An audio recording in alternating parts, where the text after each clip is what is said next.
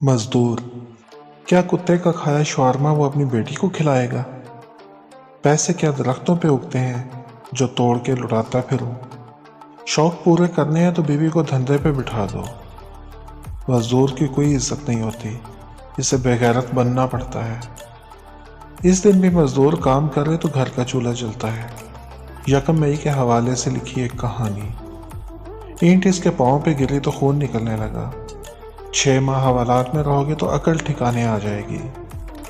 Video पूरा देखिएगा और चैनल सब्सक्राइब कर दीजिएगा। मजदूर। इसने पिज़्ज़ा का टुकड़ा कुत्ते के सामने डाला। कुत्ते ने इसके कोने वाले हिस्से पे जुबान फेरी और पीछे हट के दूर जा बैठा। शायद पिज़्ज़ा इसे पसंद नहीं आया था। इसने शवारमा की पैकिंग खोली और शवारमा निकाल कर कुत्ते को दिखाया। कुत्ता वहीं बैठा देखता रहा। इसने कोई रिस्पॉन्स ना दिया तो इसने पुछ पुछ करके इसे बुलाया। कुत्ता फिर भी अपनी जगह से ना हिला तो वो खुद कुत्ते के करीब चला गया। शवारमा इसके मुंह के आगे रखा। इस बार कुत्ते ने सिर्फ इसे सूंघा और खाने की बजाय अपनी टांगों पे सरक के आंखें बंद कर ली। अमीरों के कुत्तों के भी बड़े नखरे हैं। इसके दिमाग में सोच आई तो वो हंस दिया। माजदा को शवारमा पसंद था।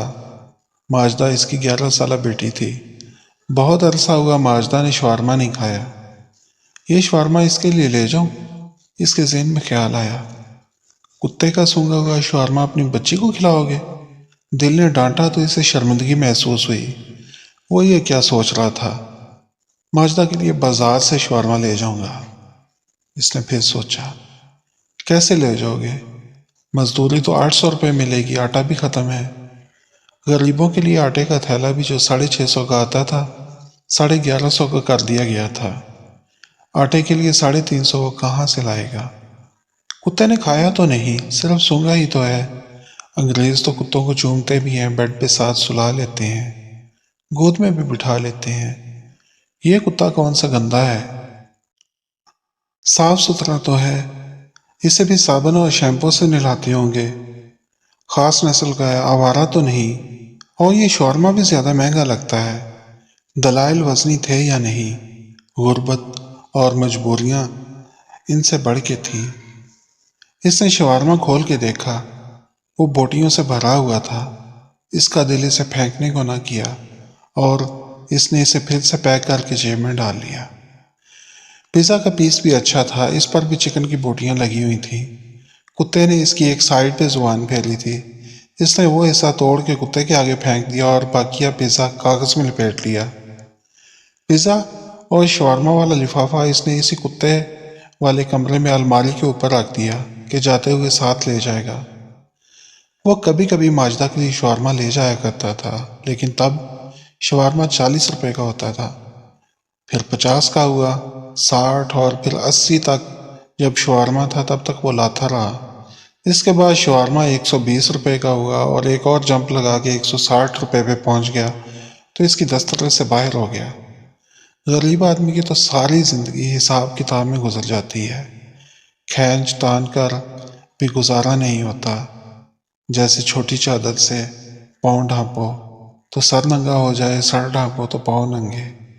गरीबों के बच्चे भी बड़े समझदार हो जाते हैं। अपनी छोटी छोटी ख्वाहिशों को भी मासूमियत की पटारी में बंद करके ज़मीन में दफन कर देते हैं। माजदा भी वालिदैन की बातें सुनती रहती थी। गो वो बच्चों के सामने ऐसी बातें नहीं करते थे, लेकिन बच्चों की आंखें बंद भी हों तो ज़रूरी नहीं होता कि वो सो ही रहे हों। इसने शवारमे की जिद करनी छोड़ दी थी। यह एहसास इसे कचूके लगाता रहता कि वो गुर्बत की वजह से माजदा की फरमाइश भी पूरी नहीं कर सकता।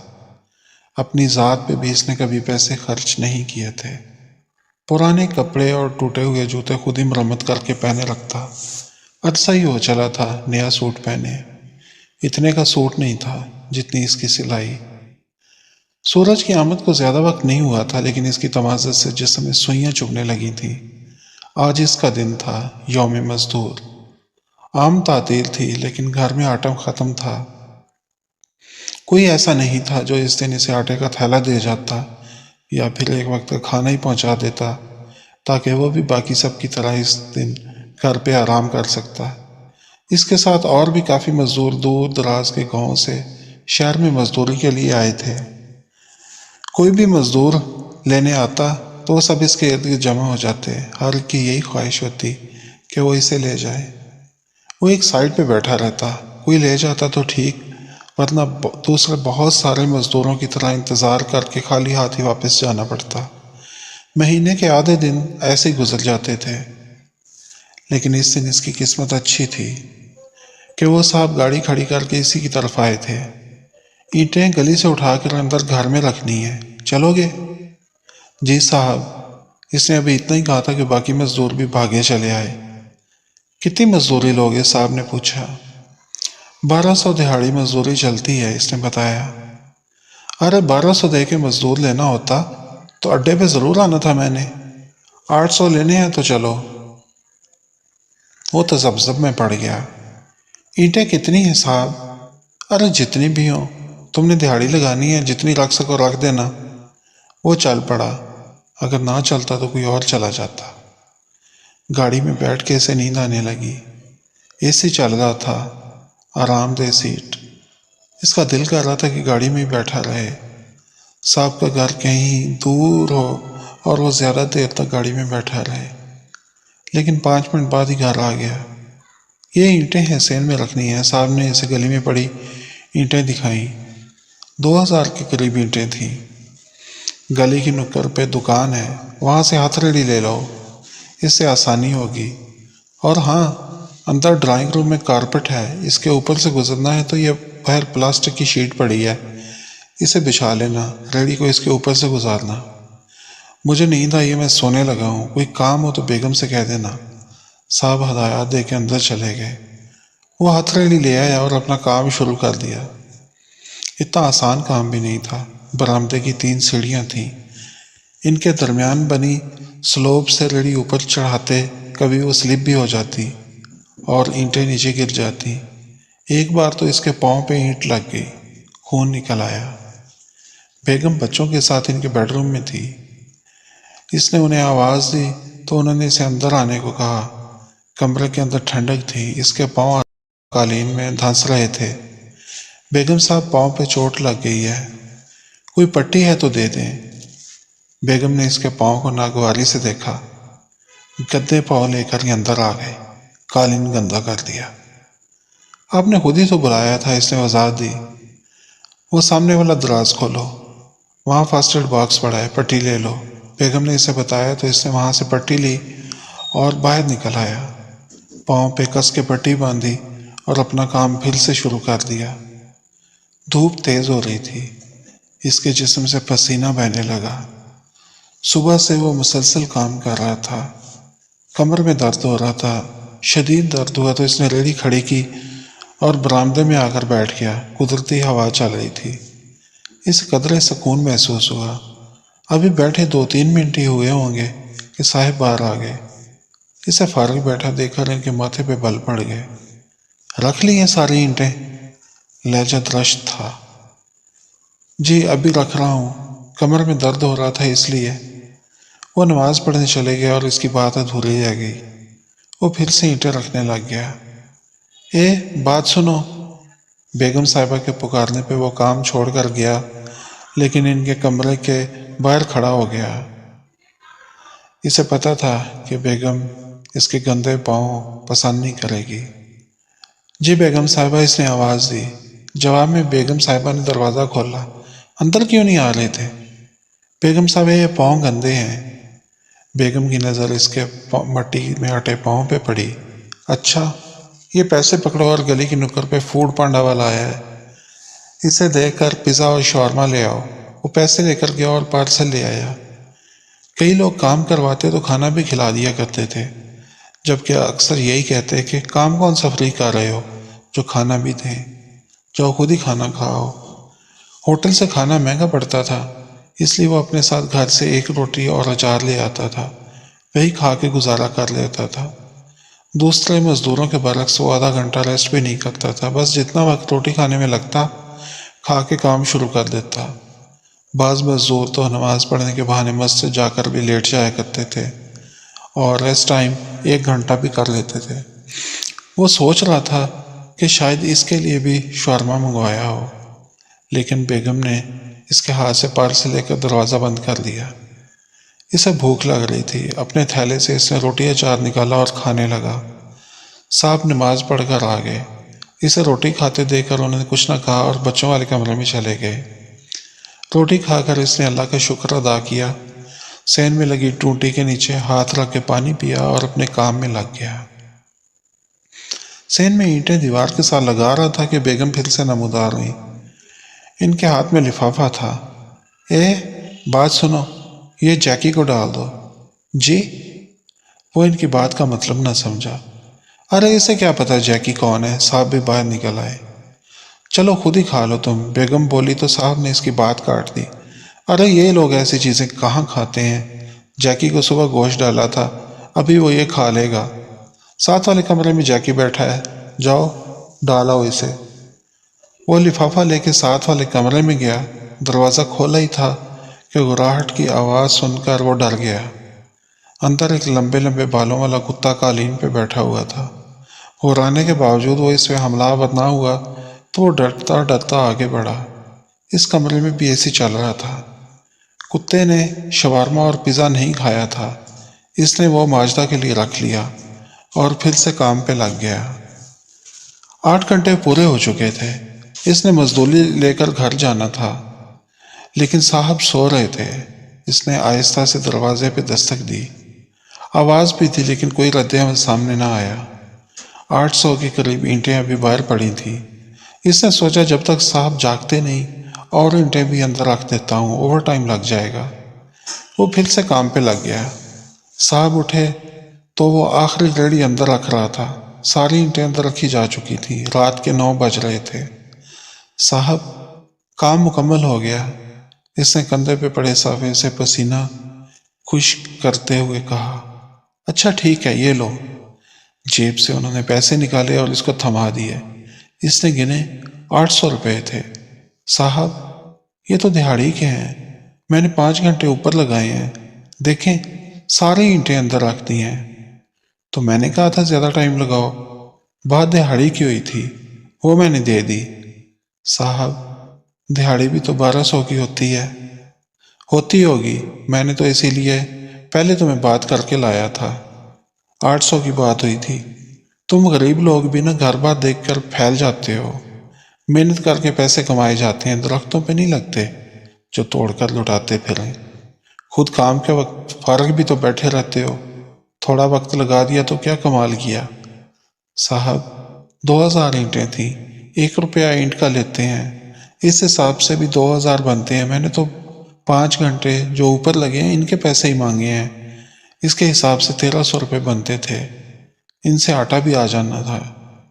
صاحب غصے سے اسے دیکھ رہے تھے، لیکن اس کی بات کے جواب میں انہوں نے کچھ نہیں کہا اور جیب سے 200 روپے اور نکال کے اسے تھما دیے۔ اس نے بولنے کی کوشش کی لیکن انہوں نے روک دیا۔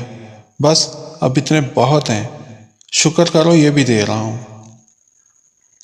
وہ پیسے پکڑ کے مایوسی سے مڑا تو صاحب بول پڑے، یہ تھیلے میں کیا ڈالا ہے؟ ذرا دکھاؤ تو صحیح۔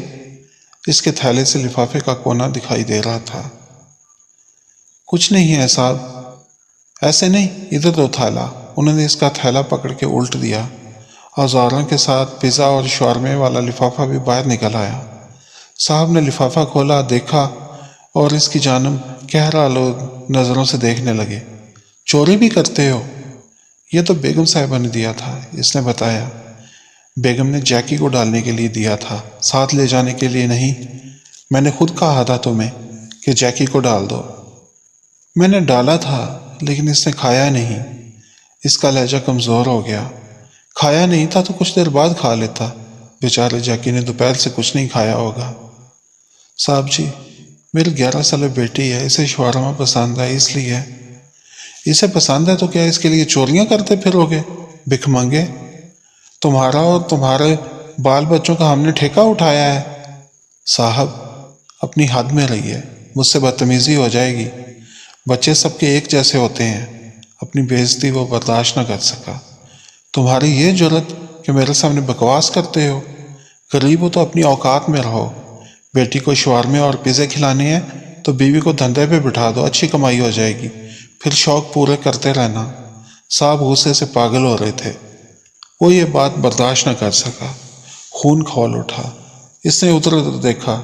सेन में लोहे का एक पाइप पड़ा था। इसने वो उठाया और साहब के सर पे दे मारा। सर से खून निकला। बेगम बाहर निकल आई और शोर मचाने लगी। वो थैला उठा के बाहर की तरफ भागा तो वो भी इसके पीछे ही शोर मचाती निकल आई। गली में दो आदमी जा रहे थे। उन्होंने इसे भागते देखा तो पकड़ दिया। बेगम ने फोन कर दिया। कुछ देर बाद वो पुलिस स्टेशन में बैठा था। चोरी का सामान लिफाफे में एसएचओ की मेज पे पड़ा था।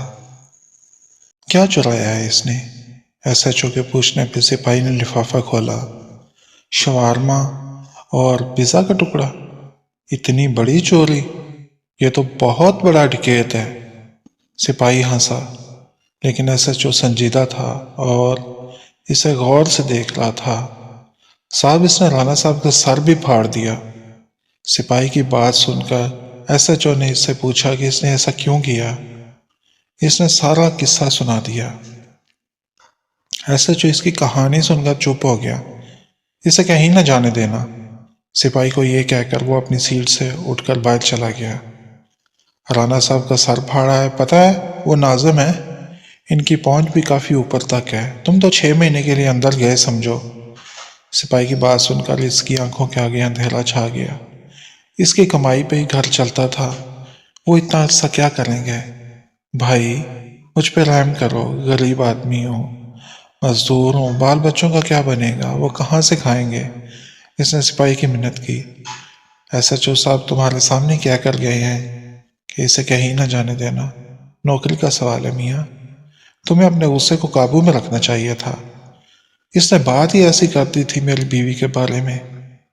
मियाँ, गरीबों की कहाँ इज्जत होती है? इज्जत की खातिर लड़ पड़े तो और भी मुश्किल में पड़ जाते हैं। बर्दाश्त करना सीखो। कुछ देर बाद एसएचओ फिर आ गया। इसके साथ एक और आदमी था। इसने कई लिफाफे उठाए हुए थे। वो इसके सामने बैठ गया। आज जानते हो कौन सा दिन है? एसएचओ के सवाल के जवाब में वो चुप ही रहा। जो भी दिन था, इसके लिए तो बहुत ही बुरा दिन था। आज मजदूरों का आलमी दिन है और मजदूर इस दिन भी आराम से नहीं बैठ सकते। उन्हें कमाने के लिए घर से निकलना पड़ता है, मुशक्कत करनी पड़ती है। ना करें तो घर का चूल्हा नहीं जलता। और इनका दिन मनाने वाले इस दिन की तनख्वाह भी लेते हैं, घर बैठ के आराम भी करते हैं। कितने अफसोस की बात है ना। होना तो ये चाहिए कि इसे एक दिन की तनख्वाह सभी मजदूरों को दे दें ताकि वो भी इस दिन आराम से घर बैठ सकें। वो हैरत से एसएचओ की बात सुन रहा था। हम यही सोचते हैं कि ऐसा होना चाहिए, अमली तौर पे कुछ करते नहीं, इसीलिए कोई तब्दीली नहीं होती, सब वैसा ही चलता रहता है। तुम्हारी कहानी सुन के मुझे बहुत अफसोस हुआ। ये तुम्हारे लिए 1 माह का राशन है मेरी तरफ से। ये तोहफा है। साहब जी, ये वो कुछ बोल न सका। अब ये ना कहना कि ये सब तुम नहीं लोगे। माजदा मेरी भी बेटी है।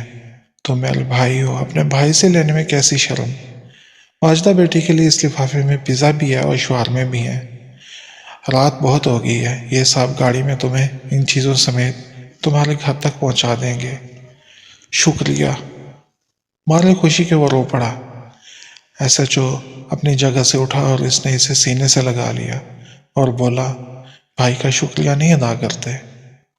वो लिफाफे उठाए बाहर निकला तो आसमां पे चांद इसे देख के मुस्कुरा रहा था।